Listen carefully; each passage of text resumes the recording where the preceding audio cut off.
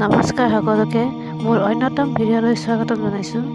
আজি মই গৈ আছোঁ লংপতিয়া আৰু লগতনো কোন কোন গৈ আছে আপোনালোকক দেখুৱাই আছোঁ বলক। পিছে ঘৰৰ পৰা ওলাই আহি চালোঁ আমাৰ কেমেৰামেন নিজৰ কৰ্তব্যত ব্যস্ত হৈছে। এয়া মামী আৰু লগতে বহি আছিল মা, পিছফালে আছে বা আৰু ভণ্টি আৰু আগফালে আছে মামা আৰু ভাইটি। যিহেতু মামা মামীয়ে বাক ডিব্ৰুগড়ত থ'বলৈ আহিছিল, তাই ডিব্ৰুগড়তে পঢ়ি আছে।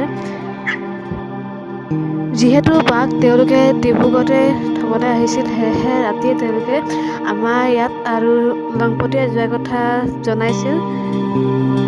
যিহেতু লংপতিয়া যোৱাৰ কথা বহুদিনৰ পৰা ভাবি আছিলোঁ, সেয়েহে মামীহঁত অহাৰ কাৰণে আমি তেওঁলোকৰ লগত যোৱাৰ কথা ভাবিলোঁ। আৰু পিছদিনা ৰাতিপুৱাই তেওঁলোকে সোনকালে আহি পালে আৰু দুপৰীয়া সাজ খাই আমি ওলাই গ'লোঁ লংপতিয়া। আৰু এইফালে আমি আহি পালোঁ সোণাৰী। মাহঁতক কিবা বজাৰ কৰিব আছিল। যিহেতু আমি লংপতিয়ালৈ ৰজাপুখুৰী হৈ যাম, লংপতিয়া যোৱা ৰাস্তা দুইফালেও আছে, ভজুৰ ফালেও যাব পাৰি আৰু ৰজাপুখুৰীৰ ফালেও। আনফালে মাহঁত বজাৰ কৰি থকালৈকে ভাইটিয়ে আমালৈ আনিলে জুচ। এয়া আনি দিছিলে ভাইটিয়ে লিচি জুচ, আৰু ইয়াকে খাই খাই আমি আগবাঢ়িলোঁ লংপতিয়ালৈ বুলি। লংপতিয়া কাৰ ঘৰলৈ গৈ আছোঁ কোৱাই নাই নহয়।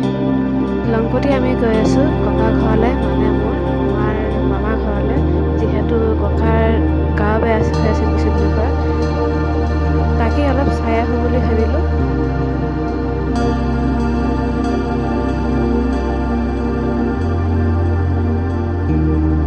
যিহেতু ৰজাপুখুৰী হৈয়ে গৈ আছোঁ, সেয়েহে বলক আপোনালোকক ৰজাপুখুৰী মেডিকেল কলেজখনো দেখুৱাওঁ, যিখন বৰ্তমান বনাই আছে আৰু আহিবলগীয়া সময়ত মেডিকেল লাইনত পঢ়িবলগীয়া সকলে ইয়াত পঢ়িব পাৰিব। সেয়া হৈছে আমাৰ মেডিকেল কলেজ, যিখন বৰ্তমান বনাই আছে।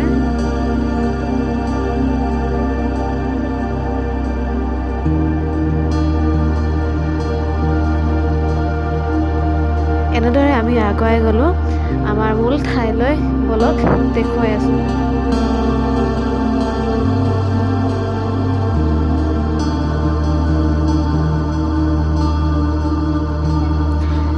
আৰু আমি এয়া পাই গ'লোহি আমাৰ মূল ঠাইলৈ, মানে মোৰ ককাৰ ঘৰলৈ।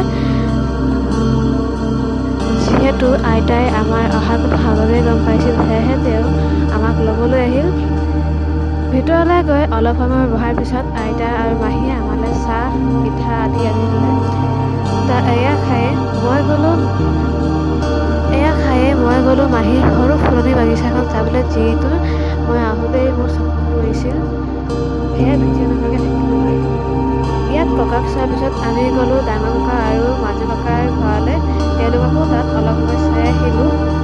যিহেতু মাহীহঁতে আমাৰ কাৰণে খানাৰ যোগাৰ ধৰিছিল, সেয়েহে আমি তাৰ পৰা আহি খাবলৈ বহিলোঁ। আৰু এতিয়াই যি প্ৰথমগৰাকীক দেখিছিল, সেয়া হৈছে মোৰ ডাঙৰ মাহী। খোৱাৰ পিছত এয়া আমাৰ অলপ মস্তি টাইম। আৰু এনেদৰে অলপ সময় কটোৱাৰ পিছত মাহী আহিল আমি যোৱাৰ ঠিক আধা ঘণ্টাৰ আগত। তেওঁলোকৰ লগত কথা পাতি আমি ঘৰলৈ বুলি ৰাওনা হ'লোঁ। যিহেতু বাক সোনকালে ডিব্ৰুগড়ত এৰি মামা মামীকো ঘৰলৈ বুলি উভতিবলৈ আছিল, সেয়েহে আমি যিমান সোনকালে পাৰোঁ ঘৰলৈ বুলি উভতিলোঁ। আৰু ঘৰত যিহেতু কিছুমান বস্তু থৈ গৈছিল, সেইখিনি আমি গাড়ীত দি তেওঁলোককো বিদায় দিলোঁ। আৰু তেওঁলোক যাতে ঘৰ সোনকালে গৈ পায়, তাৰে ভগৱানৰ ওচৰত কামনা কৰিলোঁ। পিছে ভিডিঅ'টো কেনে পালে জনাব। গাইছ, এতিয়া আমি বিদায় লৈছোঁ। আমি এতিয়া যাম বাট থমগৈ। মই বহাগত যাব। বহাগত যাম, লগ পাই আছোঁ বহাগত। Bye bye. Bye bye.